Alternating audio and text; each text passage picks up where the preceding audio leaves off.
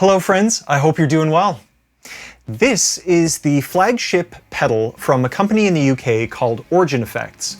It is big, it is expensive, it's got a million knobs and switches, and it's touted as the most authentic analog amp emulator on the market. And I've got to admit, I'm just not that fond of it. This is the Origin Effects Revival Drive.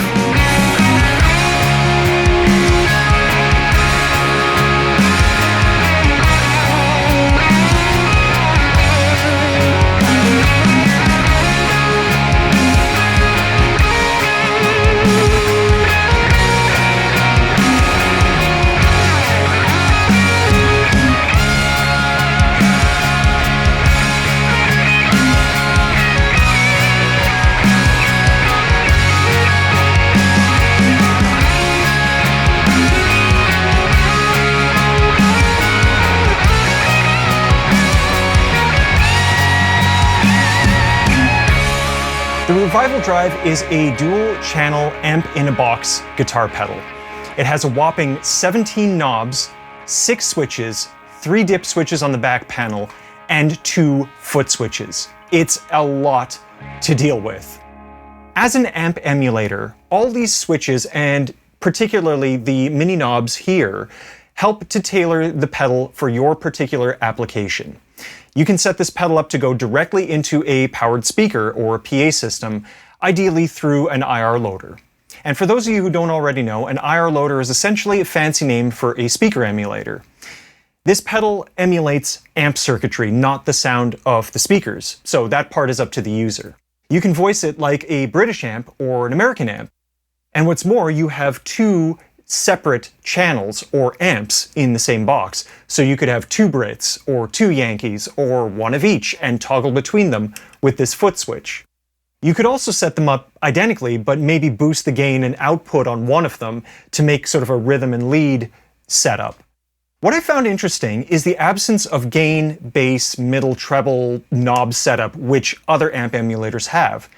Instead, the included controls do indeed perform the functions of gain and EQ, but in interactive ways which influence the response of the circuit as a whole. This interplay between the settings on all these knobs mimics the way a real tube amp works. Needless to say, with so many knobs adjusting so many parameters inside the circuit, there's a ton of flexibility here. And that sort of brings me to the crux of the whole matter here. I find this thing just too damn hard to dial in. I'll give you an example. There's no treble knob on this pedal. You have to control the high-end frequencies in one of 3 ways. The bright cap switch. This adds a ton of treble frequencies, but only in the lower portion of the volume knob. When the volume knob is up at the top of its range, the bright cap doesn't actually do much of anything. So the bright cap is dependent on the amount of gain you want in your tone. The presence knob. When this is turned up, it adds treble frequencies to a completely different part of the circuit. Turned down, however, it loosens the feel of the pedal and makes it slower to respond to staccato or choppy playing. It also changes the bass response of that particular channel. Lastly, there's the high shelf knob. This is one of those global settings which adjusts the entire pedal's overall output. This isn't a low pass filter though, so it will only dial out so much of those top end frequencies.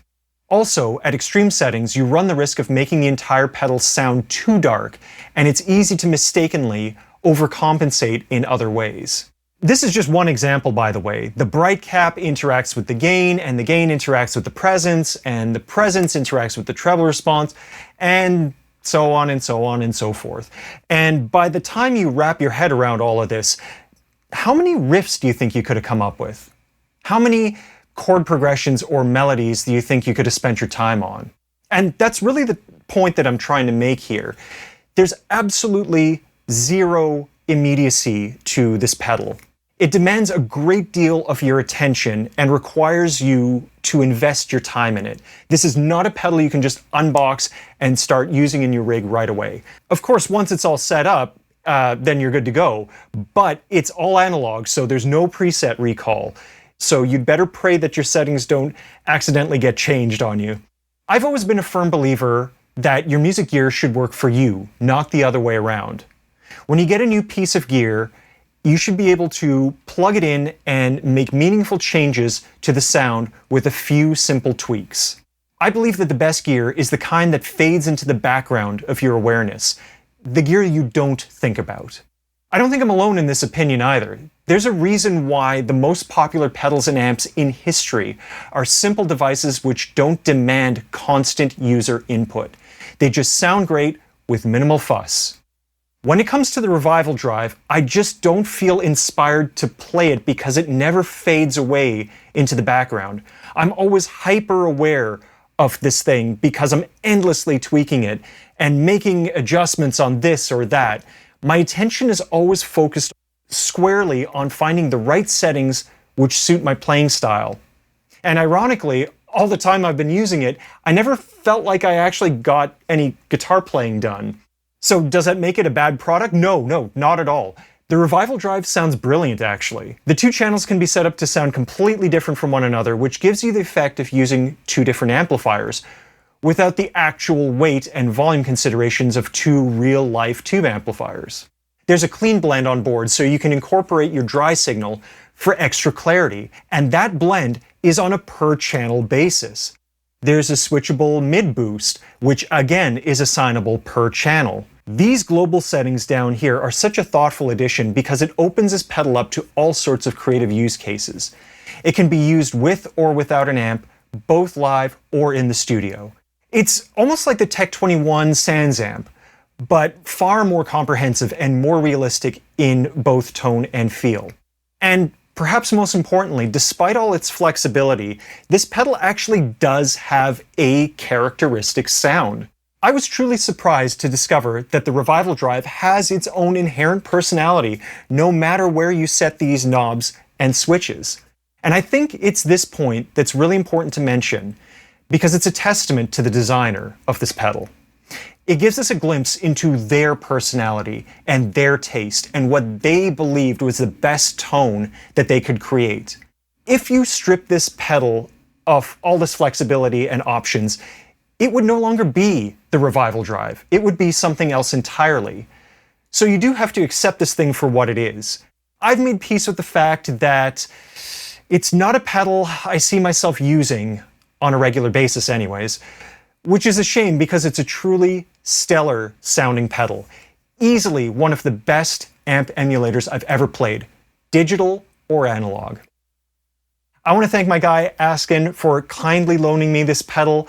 I've known the guy for a while and he watched my last video about the Soldano GTO and he decided he was going to loan me his Revival Drive so I could do a video on this one too. Thank you so much for spending your time with me and for watching my video. If you've got your own 2 cents to add to what I've shared, please feel free to drop a message in the comments. Also, please consider liking and subscribing if you dig what I'm doing here. That would really mean a lot to me. And I'll see you in the next video. Cheers.